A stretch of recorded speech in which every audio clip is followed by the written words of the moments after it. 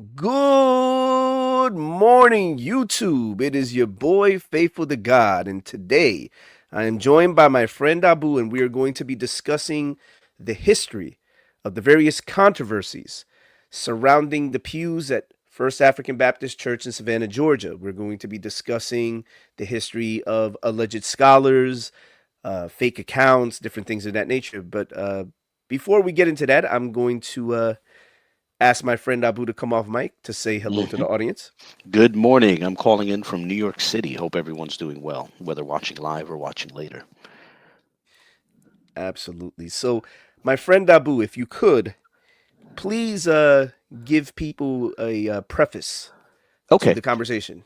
So, as this is just a preliminary note, some may remember us jokingly talking about Catsmas, the anniversary of the creation of the cat sock puppet.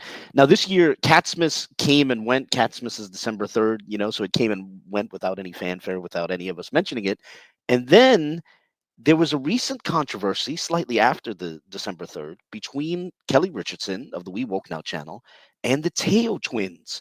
Excuse me. And the Teo twins they gave us all a bit of a Catsmas gift as they came out forcefully and said that Kelly and Brown lied about cats. This is sort of a slow motion vindication that's been happening and unfolding over the last 4 years.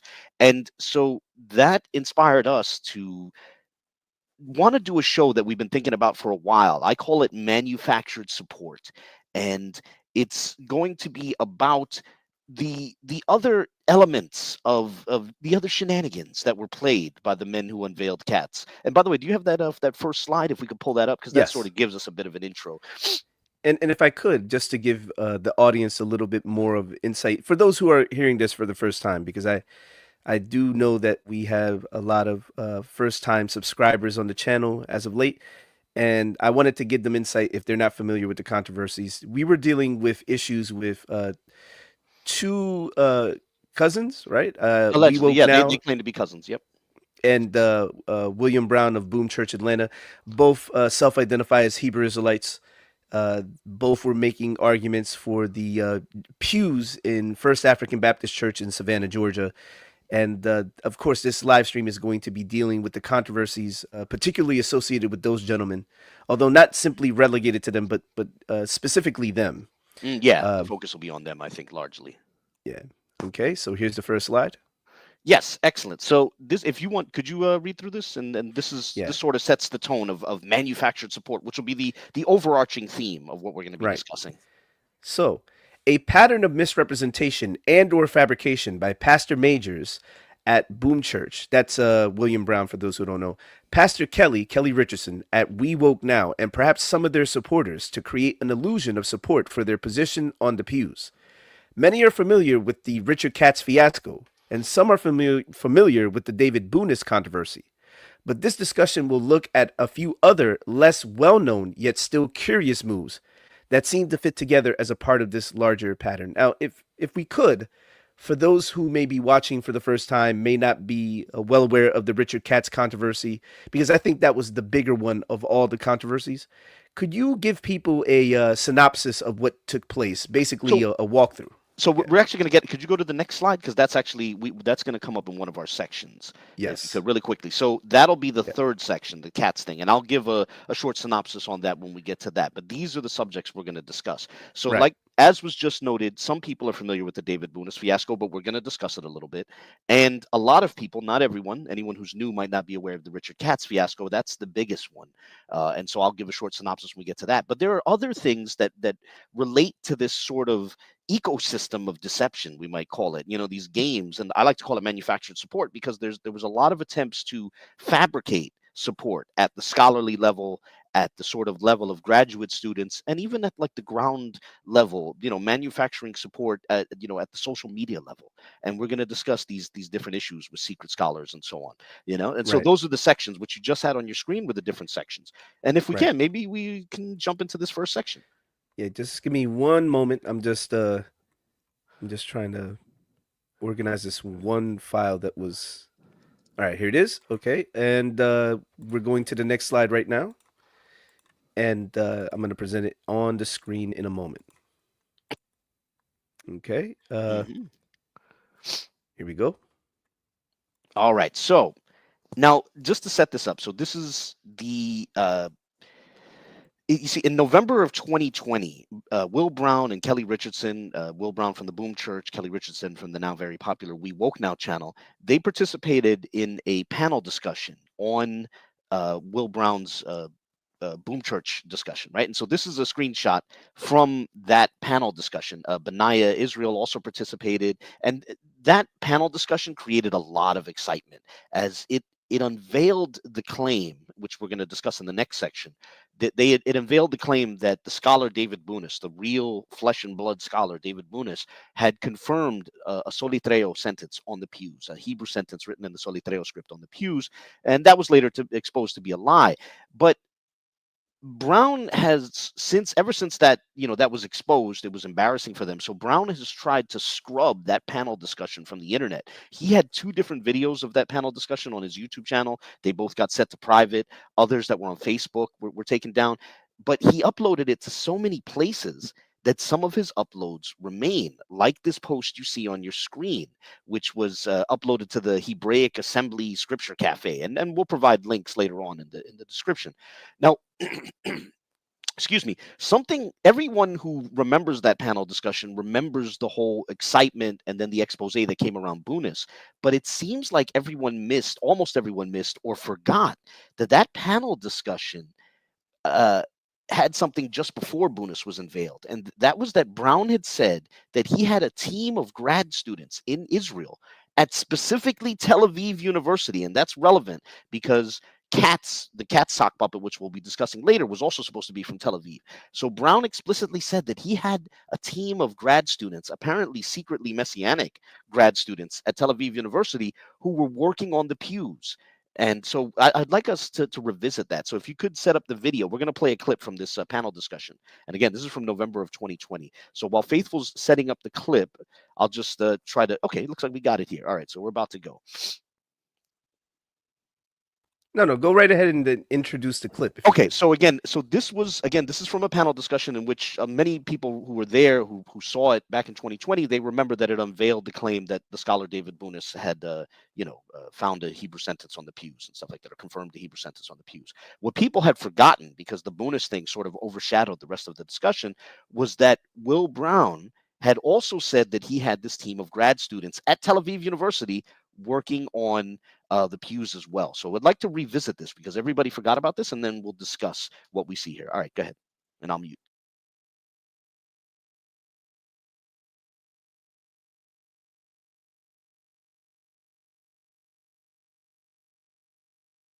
Yeah, I have, some relationships with some mixed. Here are the pews. I didn't know Benayah was working on anything. I knew Kelly was kind of working on some things. I didn't know that Benayah was doing anything. So what I did was I said I have, some relationships with some Messianic Ashkenazi Jews in Israel. So I knew that, okay, regardless of what Kelly presents, it's not going to be factual. It's not going to be factual to them because they feel as though you got to have some form of PhD or be a part of the who's who or considered a scholar. So when you know how they think, as Minister Yakoba and all the rest he was talking about, I knew that wasn't going to be enough. That we have to have some form of per se validation regarding the pews, regardless of what any of us put out. So I just reached out to a brother that I know who's a student at Tel Aviv University because I knew that we needed to get this. So I inboxed him on Facebook. I blurred his name because of the fact that I don't want people harassing him. Plus, he's involved in politics in Israel. So I asked him, I say, listen, do you know anybody at the school or whatnot that can, decipher this, look at it or whatnot. And, he responded back to me. He was going to send it over to one of his, professors and try to find someone. And it came back. What he told me that we needed a paleographer or someone in that who understand ancient languages and whatnot. And because of the aging of the pews, some of the letters or whatnot was, hard to decipher some letters that would, or characters that would be together, over a period of time. So I reached out to him, and then so on the screen you see here, you see Strom Center. So after our conversation going back and forth, he found somebody in Washington State, at the University of Washington, that probably could help me. Meanwhile, he himself, I still didn't know Benayah was working on this. And then he himself started working on it with another team in Israel, trying to bring out the look of the Pews, to try to get the characters, to try to actually see what's going on versus looking at them firsthand. So what happened was, and this came, the reason why I showed the video was because this particular university deals in Sephardic language as well as history, Sephardic history, at the University of Washington at Strom Center of Jewish Studies. And so after that, let me see here. So what I did was, after he brought out the information and kind of looked at it, he said, man, this looked like Sola Trail. Now, mind you, during this time, I was talking to Eric Riddick and brother Eric, Deacon Riddick, and he was like, he sent me something, he said, yo, Benayah's working on us. And when he forwarded to me what Benayah was working on, I didn't even put the inbox up there, but we talked about it on the phone. I was screaming to the top of the ceiling, no, don't put it out, because I wanted to make sure that we had things kind of covered in where we're looking at. Now, mind you, again, I know Kelly kind of was working on some things, Benayah's working on some things behind the scenes and whatnot. So it all started kind of coming together. So when he hit me up and said, yo, this is like Soda Trail. So what happened was, I end up getting sent a video that Abu, I hope he's still in here in the comment section. Abu does a video refuting that it's not Sola Trail Ladino. I'm like, oh, this is about to be pie. If this comes back, because one particular student, these are students, there aren't scholars yet, or they aren't PhD graduates, but they're students at Tel Aviv University, and they're working on this, and they say, yo, this is what it looks like. Now, mind you, I guess Benayah information, and Benayah information is dealing with Sola Trail Ladino, and they're saying it. All right. All right. Okay, good. Yep.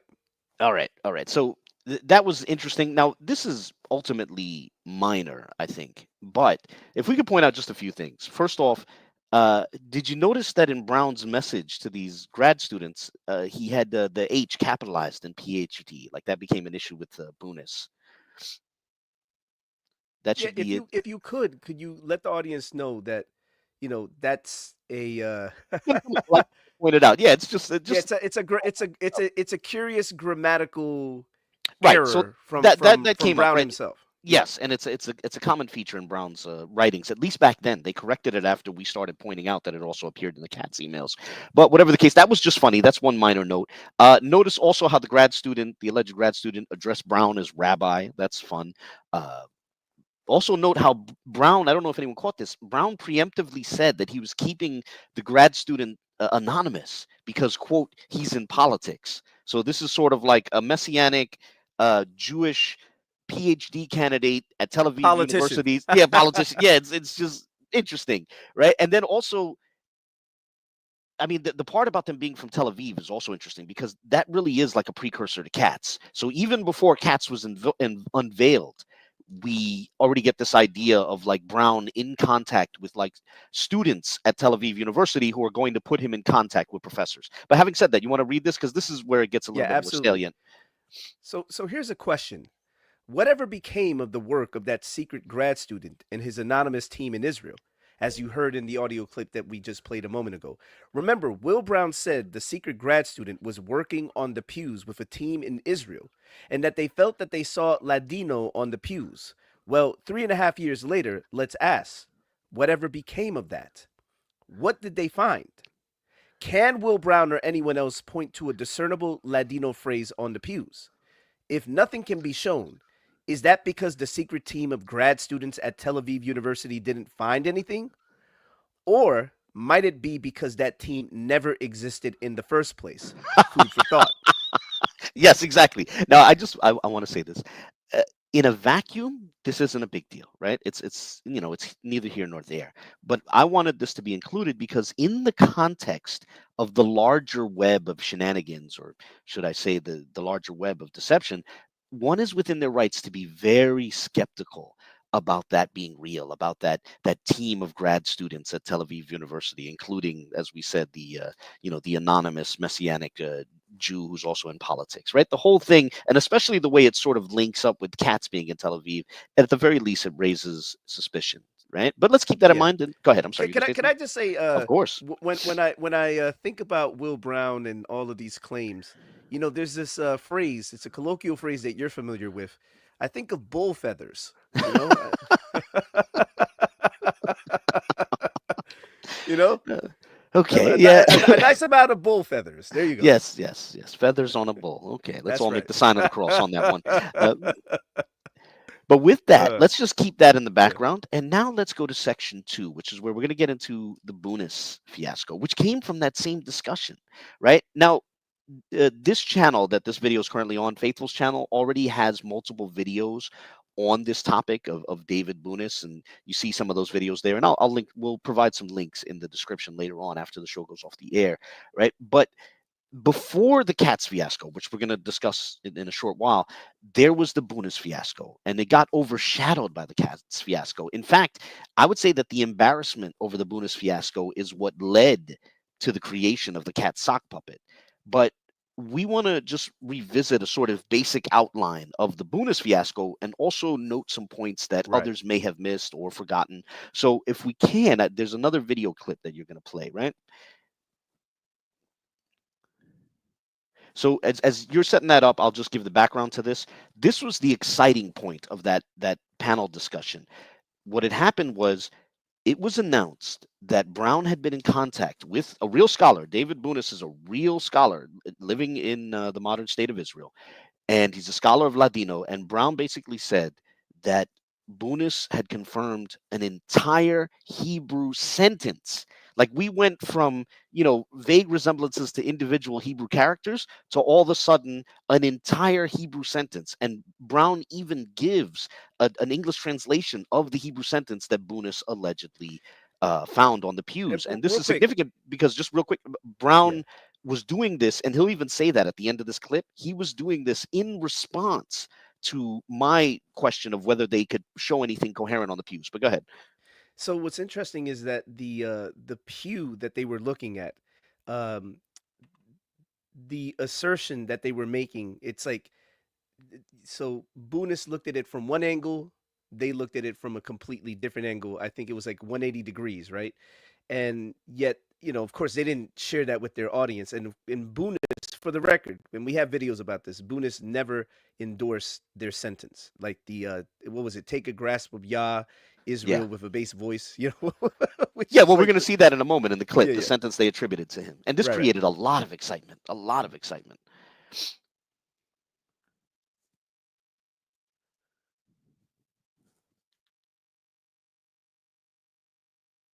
Or in the pews. So not only does it say take a grasp of God, but it said take a grasp of Yah or God, Israel, with a bass voice, as you put it, or with a loud voice, meaning praise him loudly. That's what this means. So Abu asked, can we find a coherent sentence? Well, yeah, we just did. And not only that, we got a scholar to back it. So we know what the actual language is. We know what's on the pews. We know what the specific pew says. We haven't broken down all of the pews, but we don't need to break down all of them. We got at least one pew that we can know that it is Hebrew on the pews. Okay, so we done with all this conversation about Arabic. Okay, let the experts and the scholars deal with what they're dealing with and prove what is in their field. We don't need no more trial period guys out here trying to come against what's fact. And this is a big thing. So at this point, I think all of y'all owe Pastor Kelly an apology. Not only do I think all of y'all owe Pascal an apology publicly, the same way you did those videos refuting the Pews and it being Arabic, and the same way you was clowning him because he couldn't read Hebrew, and the same way you trying to say that clowning about a jet match and all this other stuff, y'all need to issue a public apology, and you need to delete all of your videos because those videos are false. Now we got a real video from a real information from a real scholar to be able to say what's on the Pews. Okay. Hold on, I'll give it a minute. Honest Will. Yeah. So notice how passionate he was about how what he really wanted from this declaration was to shut down the conversation. That's why he was so adamant that, all right, now everyone needs to apologize to Kelly. Now everyone needs to delete their videos. That's what really they were searching for with Bunis, and then with the cat sock puppet, they wanted to shut the conversation down. But what's significant here is, now you heard him attribute an entire Hebrew sentence to Bunis. Now he only gave the English translation, right? But he attributes an entire Hebrew sentence to Bunis. But notice how he doesn't show the sentence. He doesn't show the sentence on a pew. He doesn't show the sentence in Bunis's email. And this was something that a lot of people missed, right? And if we could we go ahead. I'm sorry. Yeah, we can. And I just wanted to point out very quickly, although I don't think we're going to show it in this stream, we've already had several videos covering this. Obviously, we showed some screenshots of those videos where Bunis himself had a correspondence with my friend Abu, and he flatly said that he did not endorse Will Brown's sentence. Yeah. So to be clear, which is why this thing blew up in their face to begin with. And as my friend Abu was pointing out, this eventually led to the creation of the Richard Katz sock puppet. Yeah. So let's look at the next slide. Okay, excellent. Here we go. So now, as I was saying, while many were bowled over by that, when that had first aired back in November of 2020, many thought it was the end of the argument, right? But I noticed that there was a bit of a shell game, and so what I did is, as I noted earlier, I had noted that they refer to the sentence, they give an English translation of the sentence, but they never show the actual sentence, and they don't show it in Bunis affirming it. They don't show it on a pew, nothing, right? So what we have here is a comment that I left on the YouTube video of that panel discussion when they first put it up, right? And so I was asking if for more information, if you want to. Yeah, if I could just read this quickly. It says, greetings. Though I watched the fuller discussion live, a couple of different people recommended this excerpt to me.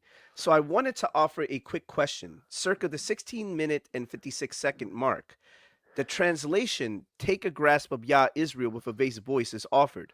Could you share the precise string of Hebrew characters that was a translation of?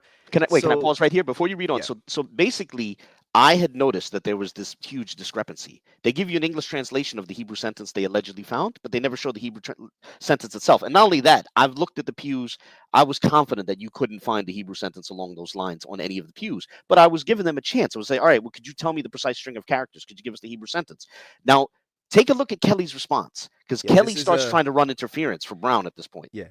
"What you owe is a public apology to me and my family. I am a pastor, and you publicly disrespected me," which is a complete lie, because my friend Abu, from the very beginning of his conversations, and I'm saying this about Abu specifically, he was always respectful and cordial with Kelly Richardson.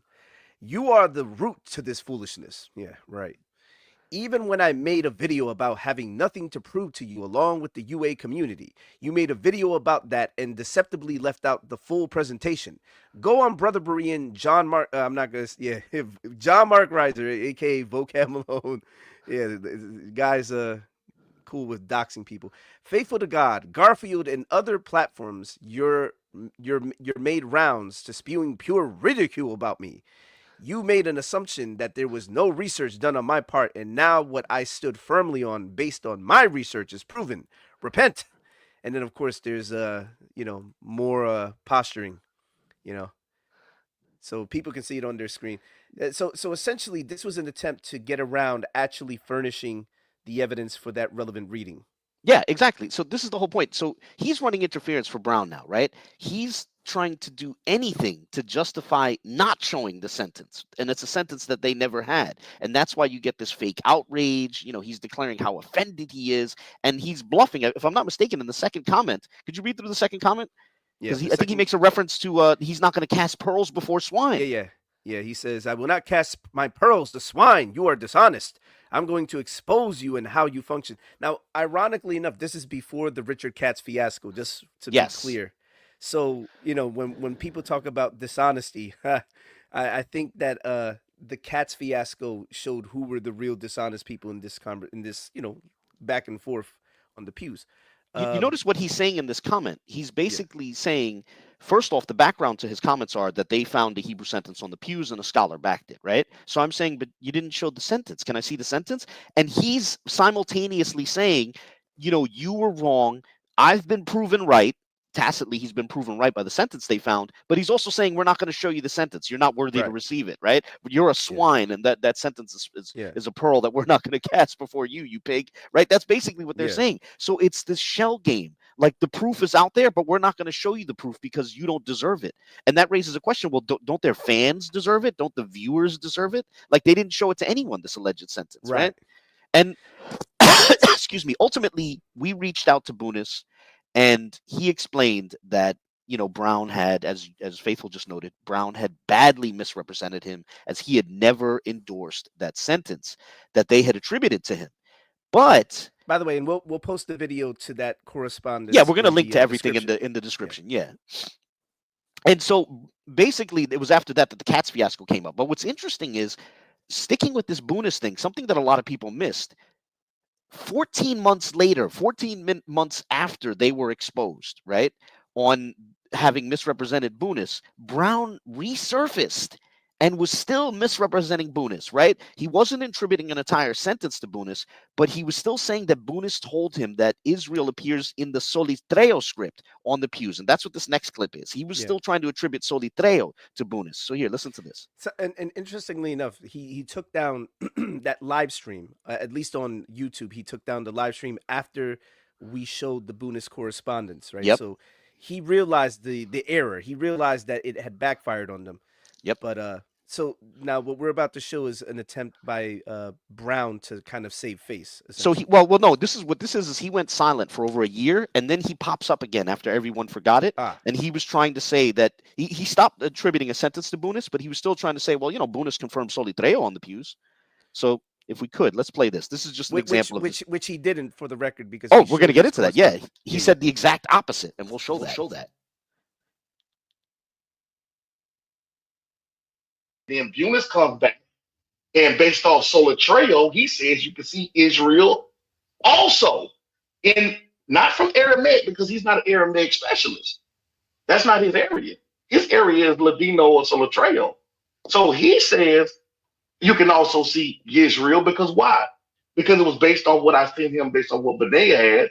And so when he looked at it, he's commenting and giving his analysis. What seems to him is in Solitreo. So that was all it was. So I'm saying, hey, okay. All right. I'll give you a minute. All right. So we're good. Go ahead. Yep. Okay, go ahead. Sorry. Thank you. So here's the thing. He was saying that basically that at least Bunis, so a year later, even though he wasn't attributing a sentence to him anymore, he was still trying to tell people that Bunis at least confirmed Solitreo script, right? And here's the thing.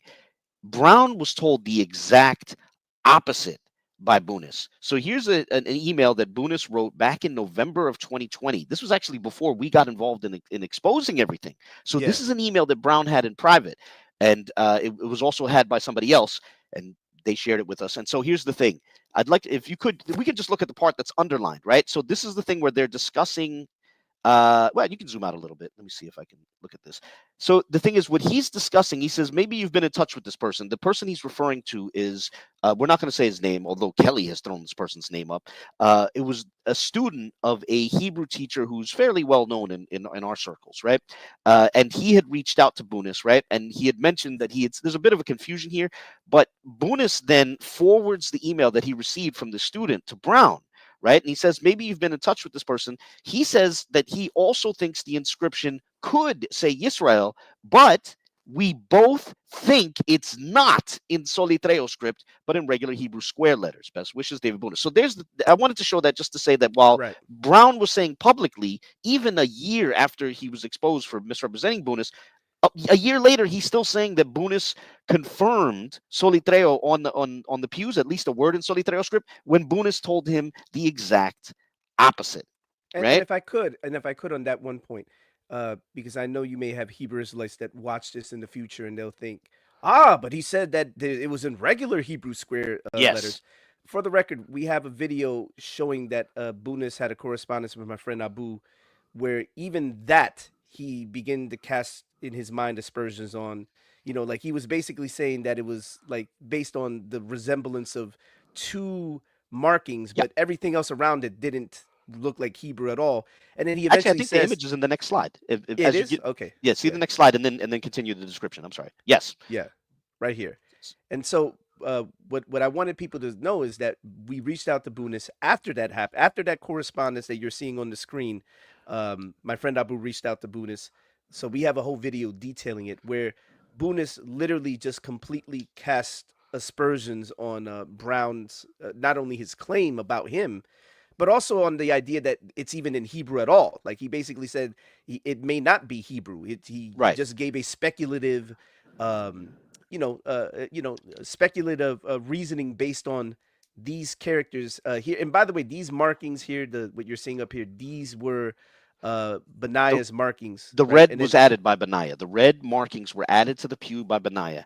And right. Bunis said that he saw in the highlights, in Benayah's highlights, he saw a resemblance to two characters. And he was saying two Hebrew square characters, or Shuri characters, mainstream Hebrew script characters. He saw resemblances to two characters, and then his mind sort of filled in the rest. And that's why he said there's at Yeah. least a possibility that maybe it was intended to say Israel. But he also said he couldn't see it without the markings that Benayah had added. Exactly. Right. So there's so many layers of like deception here. They attributed an entire sentence to Bunis. When Bunis said that there's a possibility of a word based on the resemblance of these two characters, they were trying to say, oh, he was confirming Solitreo at least, and so on and so on and so on.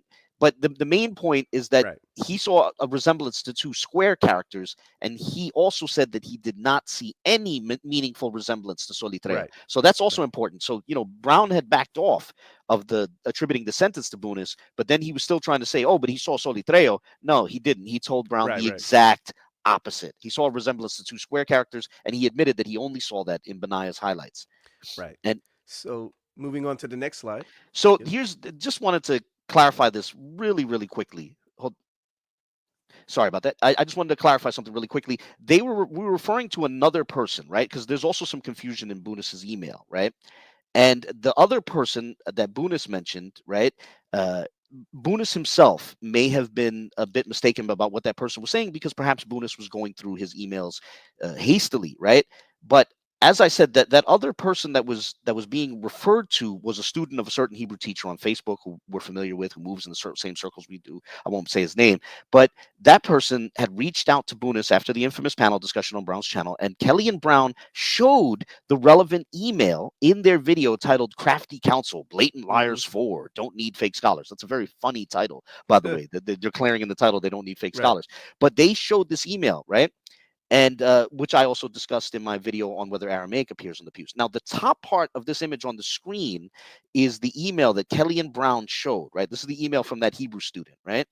And the bottom is my attempt to give a clearer transcription of that text. Now, the author of the email never said that they saw Israel on a pew.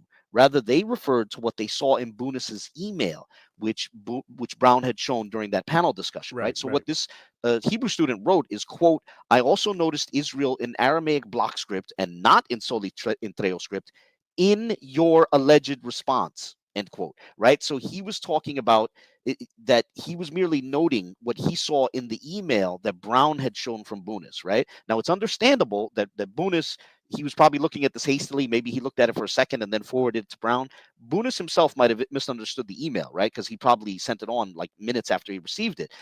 But more than a year later, Kelly and Brown were still invoking this email and claiming that it was another scholar who saw Aramaic on the pews, right? Which is pure nonsense. So I wanted also to clarify this, that even though they had a year to look at this email, or more than a year, they were still misrepresenting it and trying to present it as finding Aramaic on the pews, when merely he was referring to the script that he saw in the one email attributed to Bunis on that panel discussion. I know it's a bit convoluted, but I wanted to make sure that was clear. Now, if we could, before we end this section on Bunis, right, around the same time, if you could set up the next clip, and I'll start discussing it. Around that same time, Benayah went on Berean TV. Now, when I say that same time, I'm talking back November of 2020, when the panel discussion was still hot, right?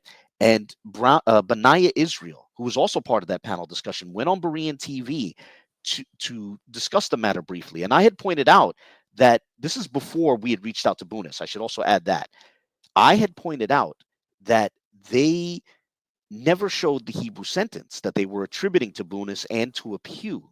And so Benayah, what we're going to hear in this clip, this is from November of 2020, Benayah acknowledged that. He acknowledged, yeah, well, you know, it's fair, but we're running it by more scholars and more professional translators. So just be patient.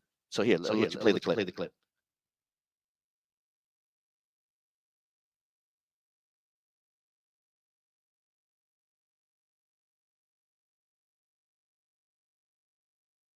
To get it translated, and it takes time to get it back. You know, it can be pretty expensive. So sometimes I have to save up to be able to ship that off to get it translated, and it takes time to get it back.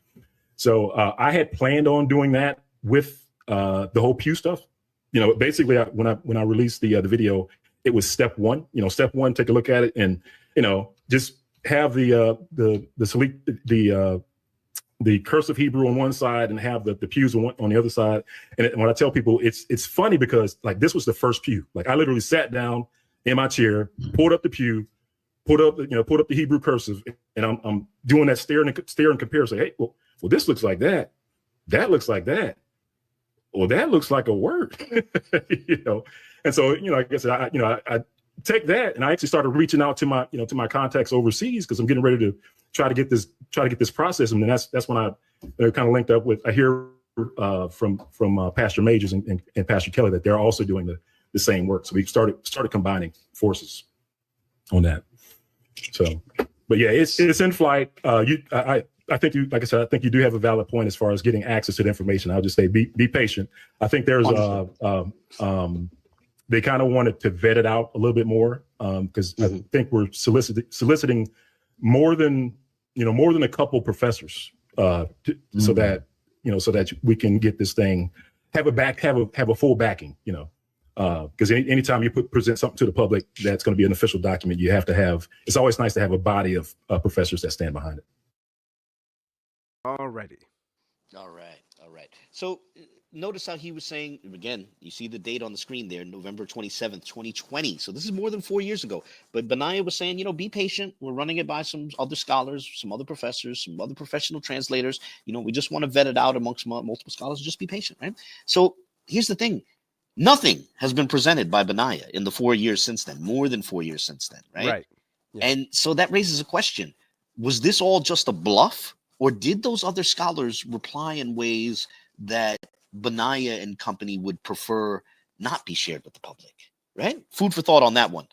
Before we jump to the Katz thing really quickly, I noticed Alton Johnson had wrote something in the comment section. By the way, we are live, so we're interacting with the comment section briefly. The live chat. About 15 minutes ago, Alton said, has the Savannah church confirmed Hebrew on the pews? Yeah, exactly. So I just wanted to really quickly address that and say that the church website has gone back and forth, but it hasn't been great in terms of methodology. So years ago, the church website said Hebrew.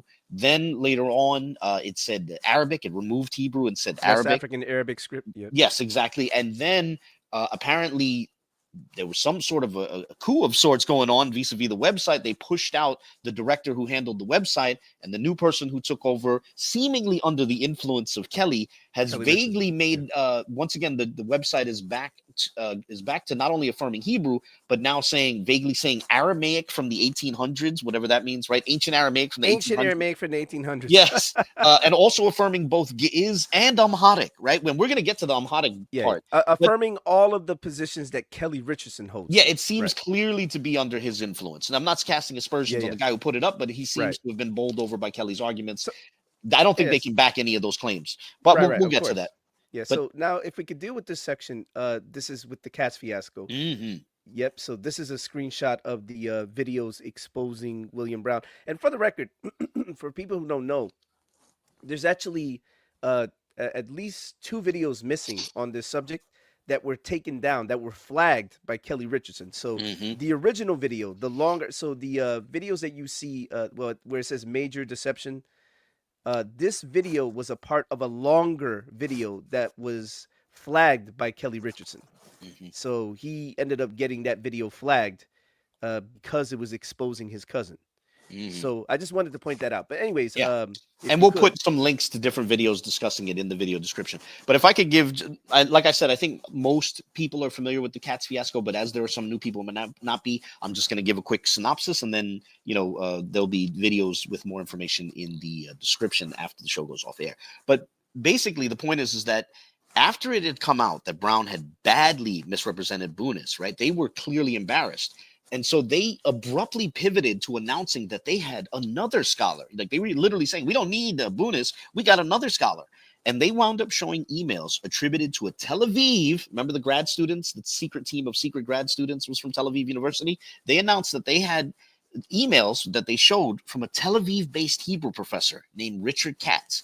And those emails basically hit every point that they would want a scholar to hit, right? The emails were not only emphatic about there being Hebrew on the pews, but they also made sure to declare that Arabic did not appear on the pews. And, it was another one of these things like Bunis before it. It got their supporters really excited. It created a lot of excitement, right? And it quietly in the background, Faithful was the first to note that he couldn't find this Tel Aviv-based Hebrew professor named Richard Katz. Yeah. He started looking for this professor named Richard Katz, and he was saying he couldn't find him, right? And so Faithful was the first to propose that maybe some shenanigans might be afoot here. So I wasn't really receptive to the idea that they faked scholar, but I started looking into it, and likewise, I couldn't find any trace of this scholar either, and that was immediately alarming. As if I could just jump in on this part, so just to give it a more like so. What ended up happening is that my friend Abu, basically, he ran the IP of the email, and but we need to give the background because that begs the question: which email? So what happened is when I confirmed what Faithful said, that we could not find this professor online. We couldn't find any trace of him, and that's alarming because a professor will have some sort of a footprint, some sort of a paper trail, right? Then we started looking closer at the emails, and we noticed that Brown had openly bragged. First off, he had openly bragged about that'll come up later. That's in the next section. Brown had bragged about how people aren't going to be able to find Katz. That was alarming. And when we started looking at the writings of the emails, we noticed that Katz and Brown have a similar writing style, specifically with the run-on sentences. And then later on, we started talking about how identical writing style, right? Yeah, they both capitalized the H and PhD. That we sort of kept that. We didn't bring that out initially. I think Nefertiti was the first to point that out publicly, and that's hilarious. Also, that they were utilizing the same device. It was like that we're going to get to in a second. That's what I was going to get to. And also this alleged Hebrew professor seemed to show signs that he wasn't that familiar with Hebrew, that his command of Hebrew was somewhat shallow. And so, as Faithful just alluded to, when he made the mistake, for people who don't know, the mistake was when he didn't understand the construct state in Hebrew. So yes, it seemed like that. Yeah, Benayah Israel, he rendered that as son rather than sons. Yes, and what's interesting is a basic mistake, which any professor of Hebrew, no legitimate professor of Hebrew is going to make that mistake. And what's interesting is he made that mistake at the same time that Kelly was making that mistake, which is incredibly interesting to me, that the Richard Katz sock puppet and Kelly both struggled with this concept of the Hebrew masculine plural in the construct state and how it loses its mem. That was interesting.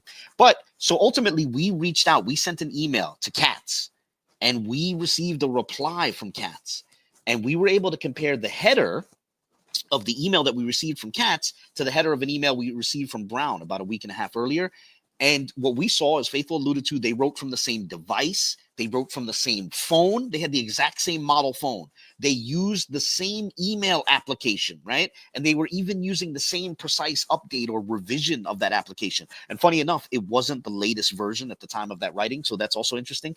Right. And as Faithful alluded to, the emails had the exact same SPF IP address. And so when all the pieces were put together, the evidence seemed overwhelming that the Katz emails were fabricated by Brown. And that it was really William Brown pretending to be a Tel Aviv-based Hebrew professor, right? Yes. And most hilariously, on a closing note, before we jump to the next section, once all of that was brought out, Kelly and Brown responded to it by producing a new email from Katz in which Katz announced that he had been threatened and that he therefore had to go into hiding.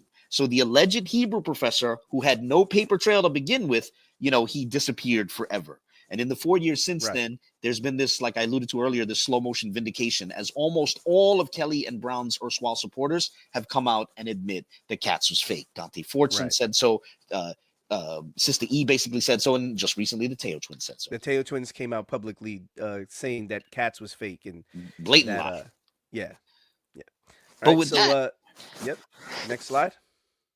Yep. So now we're going to get into the story of this is section 4, Hamisi, Saidi, and the Hypocrisy Check channel on YouTube. So to set this up, right, first I want to say that Brown wasn't only manufacturing support at the level of professors and grad students. Rather, he wasn't just making up scholars. Like, let's just be clear.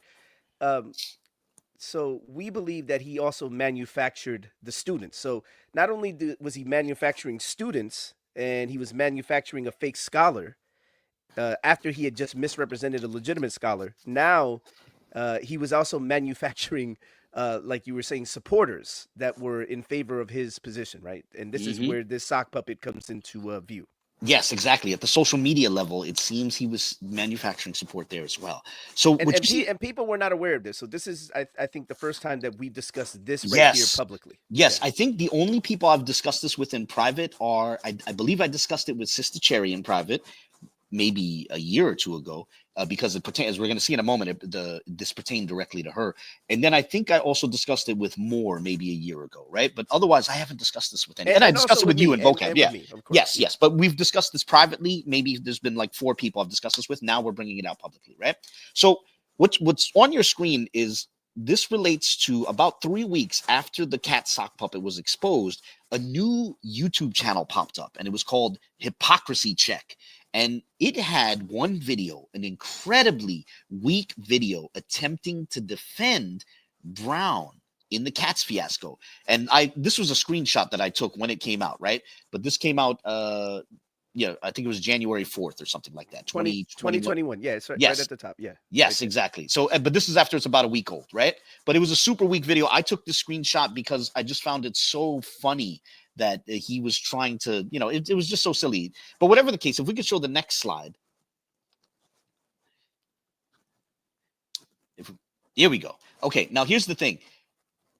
As I was saying, the channel, the Hypocrisy Check channel, right, that aired that video was created a mere 2 weeks after the Katz sock puppet was created. Note that the channel was created on January 4th, 2021. Let's keep that date in mind. So the Hypocrisy Check channel, the channel that put up that video attempting to defend Brown, was created January 4th, 2021. And now if we could go to this next image.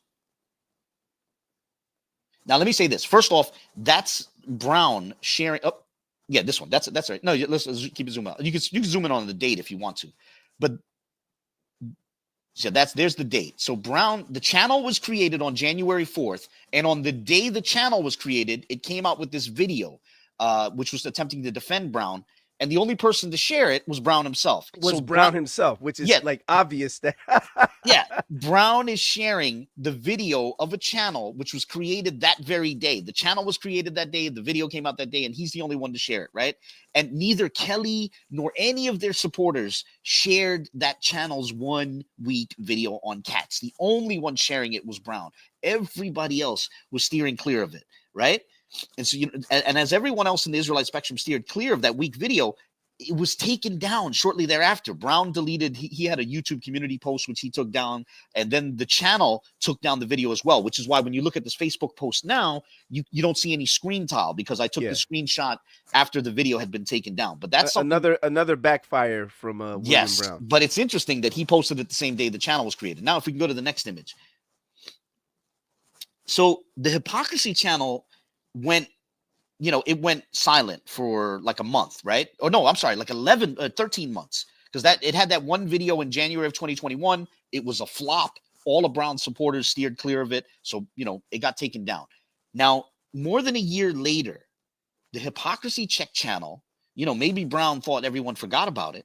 It suddenly had a new video. And it was an incredibly vulgar video with a vulgar title. You can see the vulgar title there. You can see it on the screen right there. Yeah, it's a disgusting video, a disgusting title, right? Too disgusting for like a gentleman like Will Brown to share. Brown is professional. He wouldn't share a disgusting video like this. So who shared it? Some unknown person who popped up named Hamisi Saidi. And so now, while we're looking at the Hypocrisy Check channel, I'd also like to look a little bit at Hamisi Saidi if we could. So if we could put on the next slide. Yep. Okay. So first, note that Hamisi Saidi, this is his YouTube channel.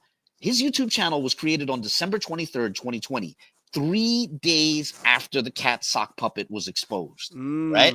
That's interesting. So now if we can go to the next slide, I want to read the description. Yeah, if you could read this description of Hamisi Saidi. Yeah. So in the about of the channel, it reads, I follow the doctrine of the Ethiopian Coptic Church and a Christian who subscribes to, to Eastern Orthodoxy. And my bloodline as an Ethiopian Jew has taught me to embrace all the books the church teaches. Okay. So Hamisi Saidi, who created his account right in the wake of the exposure of the cat sock puppet, and who also shares videos, vulgar videos from that Hypocrisy Check channel, he claims to be an Ethiopian Orthodox Christian, an Ethiopian Christian from the specifically, in communion with the Coptic Church. So if we could go to the next image. By the way, just real quick, the irony, right? That an Ethiopian Coptic, so belonging to the Oriental Orthodox Church, but then saying that they subscribe to Eastern Orthodoxy, a completely different communion, two communions that are currently not in communion with each other, and which shows already the person here doesn't seem to know that distinction, that difference. Right. So at the very least, and this is going to come up when we get into so-called William L. and Amharic, something that Brown is known for his sloppiness of language, right? But anyway, his sloppiness of even religions, because he can't tell the difference between Coptic Orthodox and Eastern Orthodox communions. But anyways. Okay, so now this is a Facebook post, which was posted by a Facebook comment. It was on a thread in which we were discussing Benayah's attempt to use Sista E's channel to launch, this whole idea that Katz is actually an English professor in Georgia and all this kind of stuff, which also got destroyed. But during that time, Hamisi Saidi popped up in a thread and where that was being discussed. So this is April of 2021. And, he's doing this really weak attempt to defend Katz, right? But aside from his weak defense, aside from Hamisi Saidi's weak defense of Brown and Katz, note the highlighted portion where he mocks. Go pray to Mary. Yeah. Yeah. So this is the thing that a number of people did because I'm a Catholic. They took pop shots at the fact that Catholics pray to Mary. Now, I want to say this. If one wishes to disagree with Mary in prayer, that's fine. That's fine. I can respect that a lot of Christians don't agree with that. But I wanted to show that because remember, this person claims to be an Ethiopian in communion with the Coptic Church. And the reason why that's significant is because the Ethiopian Orthodox Church and the Coptic Church, they also petition Mary in prayer, right? So what I'm going to say... Something else to point out, and even Eastern Orthodoxy, they do the same thing. Yet this person who claims to be Ethiopian Coptic Orthodox, while also subscribing to Eastern Orthodoxy, seemingly has a problem with something that both communions consider to be permissible. Right. So what I would say is that what we see here is this seems to clearly be a more Western person, a person with a low church orientation, a low church Protestant orientation, pretending to be Orthodox. That's what we're looking at here. And that's significant. And so with that, if we could go to the next image. Okay, here's something else to note.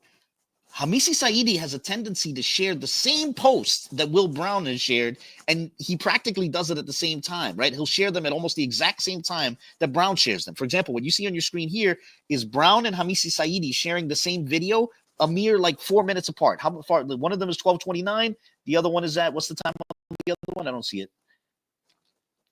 So one is 12:29 and the other is 12:33. Yeah, so they shared it a couple of minutes apart.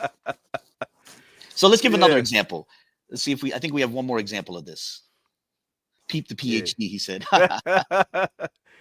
Oh yeah, man, let's go to the next slide, because I think we have a few more examples, but at least one more, and then we're going to do a summary of Hamisi Saidi. Yeah, here's another one.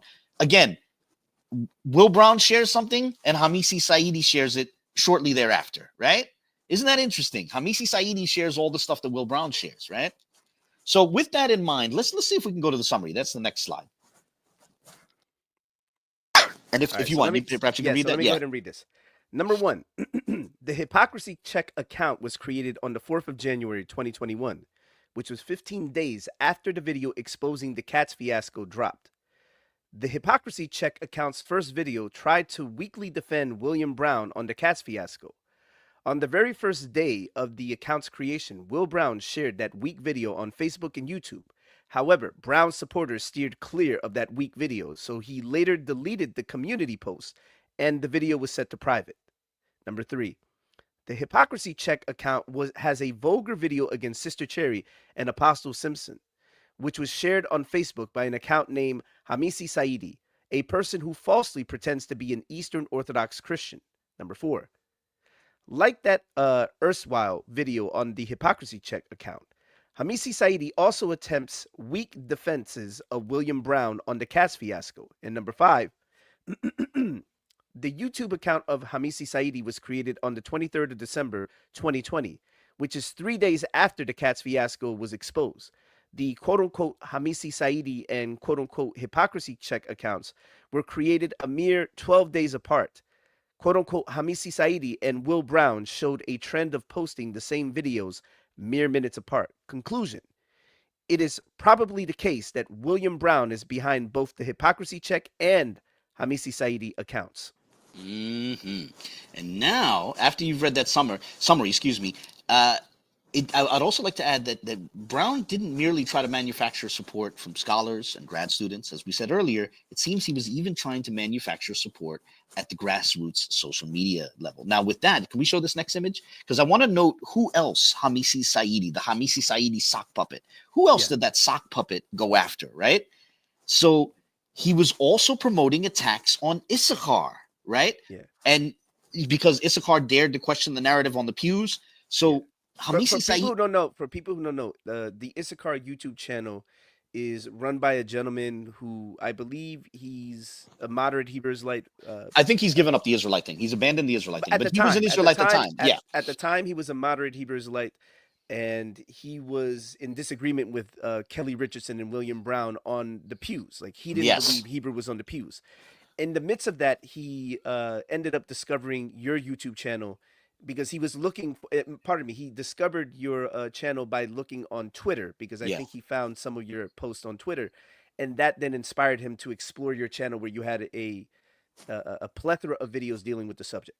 And so they were enraged, but rather than deal with him, engage him on the pews, which was the subject he enraged them on because he disagreed with them on the pews, they tried to attack him on everything else. And so what you see here is Hamisi Saidi was even promoting this idea that Issachar is an agent. Hamisi Saidi conveniently got involved with that, right? So, got involved with slandering Issachar. Now, if we can go to the next slide.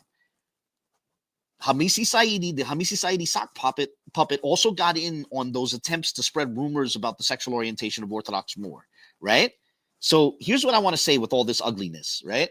With the vulgar video. And for the record, the reason that the Orthodox Moreh thing is salient is because he also became a critic of Kelly Richardson and William Brown based on the controversy regarding the pews, and he started catching on to the same errors that we caught on to. He dared to ask them to be honest. He dared ask them to be honest, and after that happened, when he started becoming much more critical, much more vocal in opposition to them, then conveniently enough, this sock puppet starts attacking Orthodox Moreh and resharing attacks on Orthodox Moreh, I should say. Exactly. False, So rather false than attacks at that, for the record. yeah, False rather attacks. than discuss the pews with him, right?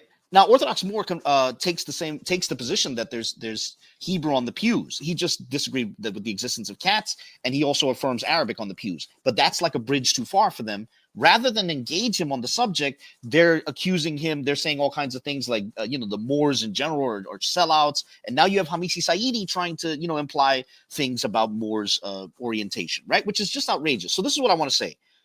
Hamisi Saidi seems to be Brown's alternate personality, right? When he wants to be more vulgar, more polemical, more nasty, more cheap and uncharitable than the professional persona, the professional standard he tries to convey for himself, he turns to the Hamisi Saidi sock puppet. It's like an alternate personality. You have Will Brown, the gentleman, Dr. Jekyll, and then you have Mr. Hyde in the form of Hamisi Saidi, someone who gets into the sewers, rather than discussing the arguments that they find intellectually frustrating. So I wanted to point that out. That's interesting. I don't know if I'll share who said it, unless you want me to share it publicly, but someone close to him themselves said that Brown is shady. Oh, yeah. Well, no, because that's already came out. We discussed that in our video, The Good Doctor's Bad Medicine, on this channel, the Faithful to God channel. Yeah. What's his name? Berean had showed an email that Dante had sent to a message that Dante had sent to Sista E and the Teo twins and stuff like that, where he announced that he's not going to ride with Kelly and Brown on the Katz fiasco. He was saying that he saw the writing on the wall immediately. Katz was fake. He wasn't going to side with them on that. One of the things that he said, Dante said, was that Kelly himself had admitted in private that Brown had been moving shady before the Katz fiasco. Yeah, that his cousin was a little shady, right? Yeah, that basically Dante and Kelly saw a pattern there before the Katz fiasco. Right. Okay. Right, whatever. Next slide? Yeah, if we could. So now we're moving to our next section, section 5, William L. Right? And if I'm not mistaken, Faithful already has a video on this, right? On whether Amharic appears on the pews. But this is something that slipped under the radar of many, right? A mere 4 months after the Katz fiasco, Kelly trotted out an email from yet another secret scholar, this mysterious William L., PhD, right? And but now the H is finally lowercase after it had been pointed out the problem with Katz. But anyway, but can we also note the potential humor and irony in a secret scholar being named William, right? But whatever the case, I don't know. Yeah, well, no, real quick, just I got to bring this up. It's real brief. So around the time of the I think it was the Katz fiasco, remember that we showed a small snippet of Kelly's own video where he referred to Richard Katz as William Katz, Professor William Katz. William Katz. Yeah. Quite the Freudian slip. Yeah, there's a lot of Williams involved. Right. But like I said, this is discussed in a video. The video on Faithful's channel is titled "Did Hebrew Israelites Invent Another Scholar?" And it's about Amharic on a pew. But note that Kelly's secret scholar here, we'll cover this briefly, claims to see not merely Ge'ez letters, right? Because that was a thing. Kelly says he sees resemblances to Ge'ez letters. What's his name? Ephraim Isaac saw resemblances to Ge'ez letters, right?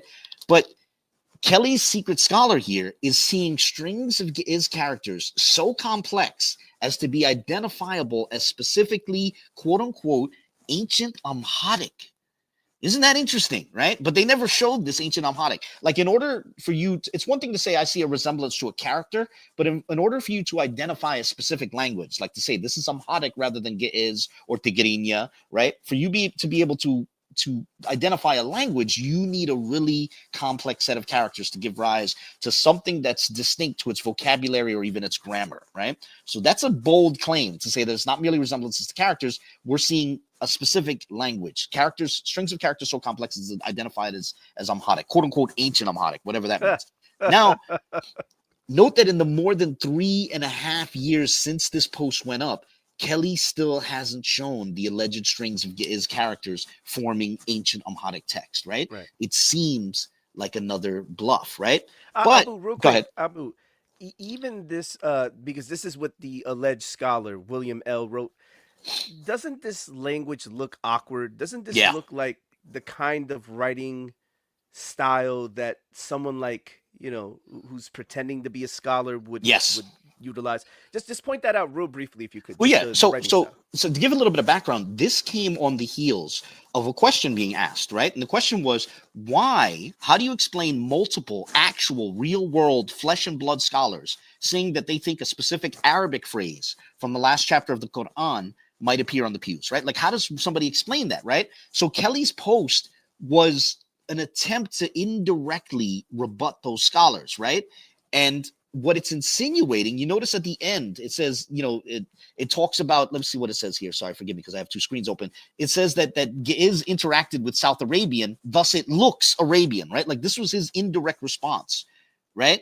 So Kelly's post seems to try to hint that all those scholars were actually mistaking Amharic text in the Ge'ez script for Arabic text in the now standard Arabic script, right? More specifically, something approximating, something like the Diwani script or the Ruqaz style Arabic script, right? So Kelly's secret scholar is insinuating that this mistake happened because of Ge'ez's proximity to South Arabian. But you see, Kelly's secret scholar seems to miss that South Arabian was written in a completely different script. It was written in the Musnad script, right? Which is very different from the now standard Arabic script, right? This just seems like a jumbled, confused mess, as honestly, there's no way Amharic in the Ge'ez script is ever going to be confused for Quranic Arabic in the standard Arabic script. Nor has Kelly ever shown the alleged Amharic text that could be mistaken for such, right?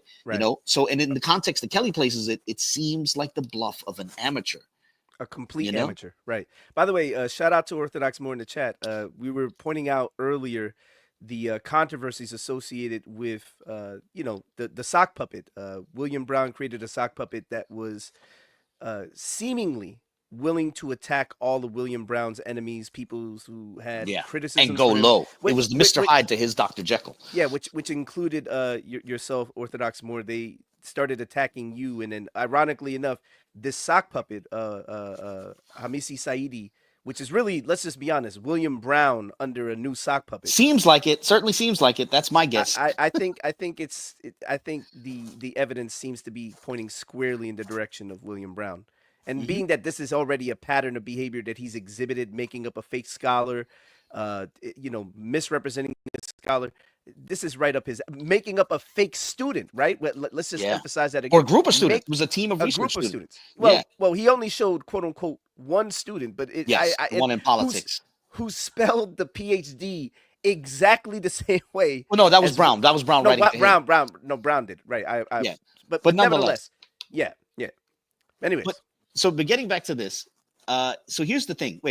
So to set this up, here's the question. So Kelly showed that fragment from this other secret scholar named William L., who claimed to have found ancient Amharic on the pews. They never showed this ancient Amharic, right? So Orthodox More says a new sock puppet. No, one that's a couple of years old, but we're finally bringing it out into the public. It's a little bit earlier. But so Kelly shows this email from this secret scholar, right? William L., PhD, right? And now here's the question. What's the source of that email, right? Did Kelly get that email from William L., or did he get it from someone else? So if we can, let's play this clip and listen closely what Kelly says about emailing scholars.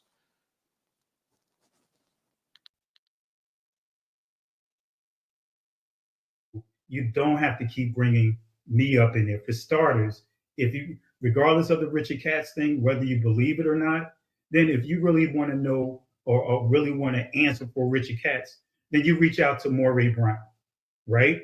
Because again, I did not reach out to any professor, not a single professor.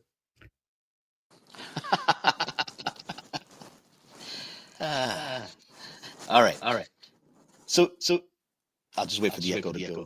Yeah, there it is. Okay, excellent. No problem. So here's the thing. Why is that significant? Because that clip, it means that Kelly himself said that Brown was the source of all emails attributed to scholars. So that means that the source of this curious email from William L., that too goes back to honest Will Brown. Isn't that interesting? Okay. Yeah, but with that, Orthodox More says, okay, you are seemingly talking about the mountain of scholars that they said that they had that have yet to come to light. Exactly. Yes. But aside from the secret scholars, we've pointed out they also had secret grad students, that a lot of people missed, and they also had at the secret supporters. Yes, secret supporters who also seem like sock puppets. Secret supporters. Man, there's a lot of secrets out there, man. Like Victoria's Secret. Lot. Okay, so now All right. So now we're moving yeah. to the next section, the mysterious Shaul, right? So Yeah. now let me set up this clip while you get it ready. I'm going to say that back in March of 2021, so this is less than 3 months after the Katz fiasco, Kelly shared a fleeting, tantalizing email fragment in which it seems that another secret scholar says that he sees Hebrew on the pews, right? So what I want to note with this clip that we're going to play, the people who watch this might notice that this clip is only 11 seconds long, and that's going to seem ridiculously short. So let me say now that this clip that we're going to play is 11 seconds long because that's all the time that Kelly spent on this subject, right? It's that short because Kelly himself only devoted 11 seconds to this topic, right? In other words, it's an absurdly short clip because that's how long Kelly devoted to it. But go ahead, let's play this clip in which tell and think about how you feel when you hear this. Does it seem like another scholar? He's saying another scholar found Hebrew on the pews. Go ahead. This is the quote from Professor Shaul from the Department of Islamic Studies. The letters look like a sequence of signs resembling a Hebrew cursive script.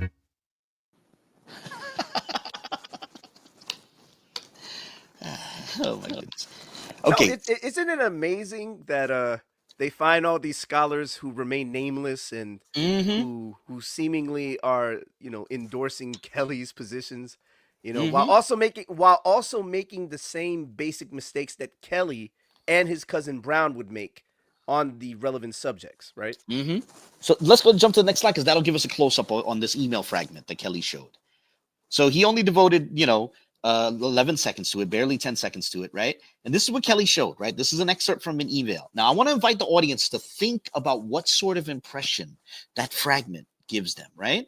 Think about this. Doesn't it give you the impression that this secret scholar is saying cursive Hebrew is on the pews, right? Doesn't that seem like he's saying that? It seems like the scholar is saying Hebrew is on the pews, right? So I want to invite the viewers to keep that impression in mind moving forward. Think about what this excerpt makes you feel. How does it lead you to think looking at this excerpt, especially if you took Kelly at face value? All right, so now if we can, let's jump to the next script. Okay, so 9 months later, Kelly and Brown showed the full email, right? They kind of like let their guard down because they, and they show the full email in a video that we mentioned earlier. It's a hilarious title, CRAFTY COUNSEL, Blatant Liars 4 Don't Need Fake Scholars. That's the title of the video that showed this. They showed the full email that fragment came from, right? Now, what I want to ask the audience is if the fuller email gives the same impression that the fragment did. And if we could, let's jump to the next slide because I think the next slide will have some highlights. Yeah. By the way, can we just point this out? Just well, that's what I'm saying. It'll be the next slide is the same thing, but it'll just be highlighted. If you can just do the next slide, so we can highlight the parts that we're going to point out. There we go. Excellent. Go ahead. All right, go ahead, man. Go ahead. All right. So the fragment, remember that fragment of the email that we saw earlier? It made it seem like the email was endorsing Hebrew on the pews. But the fuller email, as you see in this highlight, was actually arguing against Hebrew on the pews. Note how deceptively misleading that fragment was. The fuller email has the secret scholar saying that he thinks it might be English, not Hebrew. He even puts it with an exclamation point. He wrote not Hebrew with an exclamation point. Interesting. So what the email is saying is that, now I think this is from an actual professor. Yeah, right? yeah. No, so let's be on record about that. Yeah, so we believe that this particular email comes from an actual scholar. However, when we were showing the clips earlier, did you notice that Kelly wanted to manipulate the email to endorse his position? But when we actually look at the fuller body of the email, the whole text as it is, the scholar is seemingly casting aspersions on Kelly Richardson's assertion about the writing being somehow what he was endorsing. And so I find it fascinating, right? Because he was doing this with what we presume to be an actual scholar, right? In this case, right? Like how many more scholars did he potentially reach out to who probably told him that it's not Hebrew or it's not Ladino, and he didn't show those, right? But then conveniently, this email, which, and by the way, can you point out why he showed this email? Why he didn't?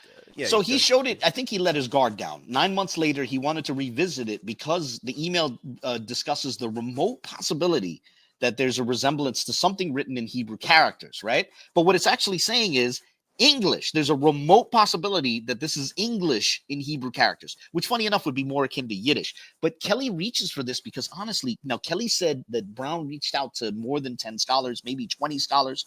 The question is, this is their trump card. They reached out to all these scholars and this is their trump card. It's, as you alluded to, probably these other scholars were telling them, no, we don't see any Hebrew, but they want to embargo those emails. Like, for example, Orthodox Moreh reached out to Brian Kirshen. And Brian Kirshen said someone else had asked him about that pew, which I would assume might be Will Brown. And if it was Will Brown, it raises the question, what answer did he give Will Brown, and how come they never showed that email? Whatever the case. By the way, Abu, if I could just read that latter portion. Yes. As you notice, the letters, now, of course, remember, if we can go back for a second so the audience, the letters look like a sequence of signs resembling a Hebrew cursive script, right? That's what Kelly showed. Now, as we look at the actual full body, you'll notice that this right here, you can see it. As you notice, the letters look like a sequence of signs resembling a Hebrew cursive script, but they appear to convey an English expression. I do not insist that this is the correct reading. It is at most a remote hypothesis. I cannot apply a similar guess to any of the other pieces of writing that you sent me, right? Which, again, we don't know what he sent, but and you can see right here. But that's significant as well. He's basically saying that aside from this, basically, it's almost like Yiddish. He was saying that he doesn't see anything on any of the other images. So he said multiple images. This guy's saying he doesn't see any Hebrew on any of them. Wait, can you go back just real quick? Because I also want to emphasize this, right? Like I said, Hebrew characters, English and Hebrew characters, that's like Yiddish, right? So now I want to ask this question. How empty is Kelly's methodology? How empty must it be? And how vague must the markings be if it can't meaningfully distinguish between Hebrew and Yiddish, right? And that's something I brought up in my video, on a playful video, on whether there's a methodological point, whether Yiddish appears on the pews, right? And also, how desperate must Kelly be to try to invoke this in his favor? It implies that he has nothing from those other scholars, that if this is what he reaches for, this is the closest thing to an ace in the hole, as they say, right? But with that, let's go to the summary. Yeah, and real quick, I just wanted to say, to Orthodox Moreh, yeah, man, I'll say this. To me, this strikes me as, when I'm looking at fake scholars, fake supporters. Wait, can you put his comment on the screen just so they have that just for the record? But go ahead, continue. Yeah, like when these guys, he said, if Brian Kirshen told me there was no solitrero on the pews, I can only imagine he told other people the same. Yeah, and I have to imagine, though, for a group of gentlemen who are willing to attack people with false slander, like in your case, Orthodox Moreh, where they were trying to attack you on the basis of your sexual orientation. They were making allegations about that. Allegations, false allegations. We know they're false allegations. Or the fact that they were attacking, remember that they claimed that Katz had to go underground. You mentioned that earlier in the stream, that Katz supposedly had to go underground because we had attacked him. Or remember they tried to falsely accuse us of calling Bunis's job. That's why Bunis, which then we showed the email correspondence completely debunking that. But they were alleging that we had attacked Bunis, and that's why Bunis had walked back what he said, and that somehow he didn't want to be a part of these discussions. And then when we showed the correspondences showing that to be a lie, then of course later they trotted out Katz. That ended up being another lie. It seems like there's just like this circle of lies around these individuals. A web of deception. A web of lies, a web of deceit. Yeah, and that was the point of the show, because a lot of it was missed, and that's where the summary comes in. A lot of these pieces were missed. A lot of these branches and threads on that web. Indeed. So here's a summary of everything we covered. Yeah. Number one, Will Brown may have fabricated a message from an imaginary team of grad students at specifically Tel Aviv University, almost like a precursor to the Katz sock puppet. However, if Brown wishes to claim that the team of grad students allegedly examining the pews was real, how come they have never shared their findings? How about he's never actually shared who they are? And this is before the Katz fiasco. Now, if he's saying, well, he was a politician, if that was, by the way, that seems like a convenient excuse. He's a politician. If he's a politician, wouldn't people, like, he's already in the public eye. Why would this in any way infringe on his, like, public standing? Like, does he not want to be associated with a discussion on Soliter? I can't see the logic behind that.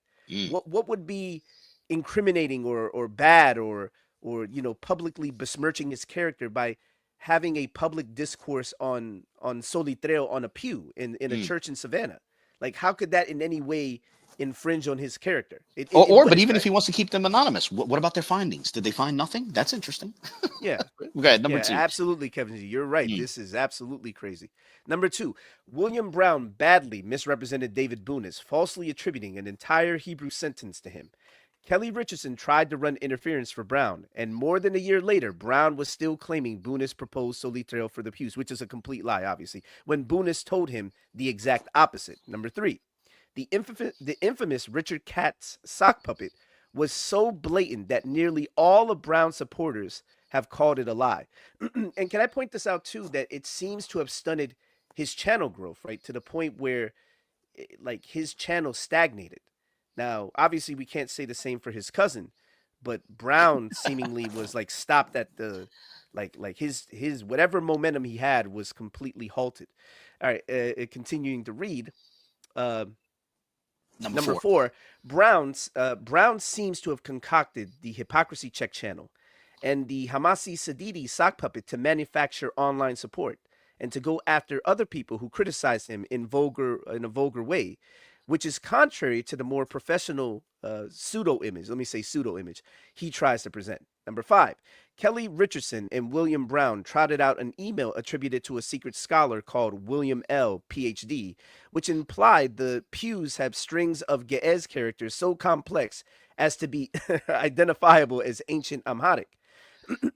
Moreover, it was also awkwardly insinuated that this quote-unquote ancient Amharic could easily be mistaken by multiple scholars for Quranic Arabic in the standard Arabic script, which seems nigh impossible.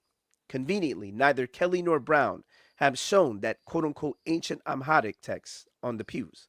And number six, Kelly showed an email fragment from a professor which gave the strong impression that the professor said Hebrew appeared on the pews. When the fuller email was examined, it turned out that the professor said the exact opposite, that he did not think Hebrew appeared on the pews.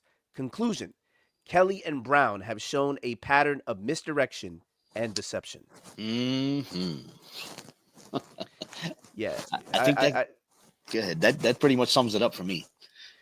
You know, what I wanted to say is this is precisely why I think it's important for all of us. And I say this for any person who is involved in these discussions, that we have this on public record, because at some point in the future, we're going to encounter people who talk to William Brown, or and more probably they'll encounter Kelly Richardson's content more readily because his channel is infinitely more popular.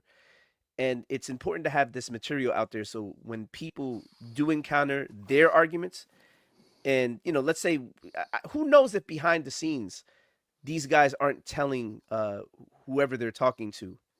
In fact, if we could briefly point out that what was it, in 2022 there was a church.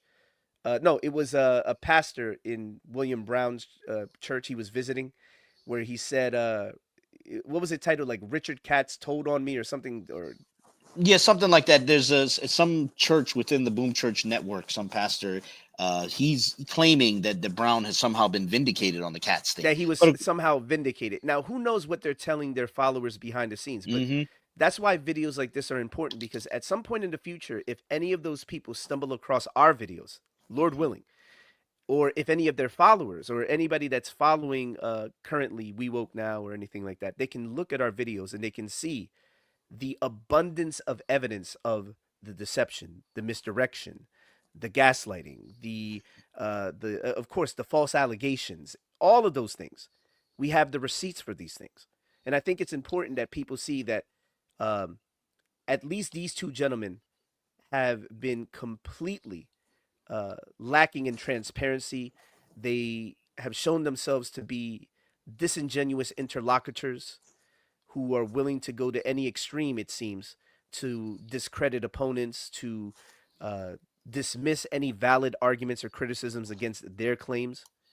So I think it's important that people continue to make videos. So shout out to Orthodox More. I know he makes videos criticizing that side as well. And I think that more people need to see these videos. So if you watch this video, if you're a Christian or, whatever your background is, I think you should reshare this video on social media and elsewhere for anybody who happens to be a follower of these gentlemen, so they can see the blatant deception and misdirection that these men are engaging in. And hopefully this causes them to be prickled in the heart. Hopefully they repent of this deceptive behavior, and they can actually start having meaningful dialogues where they can be transparent and honest about the things that are being presented. They can actually start engaging in transparency, you know? Hopefully. At least that's my desire. All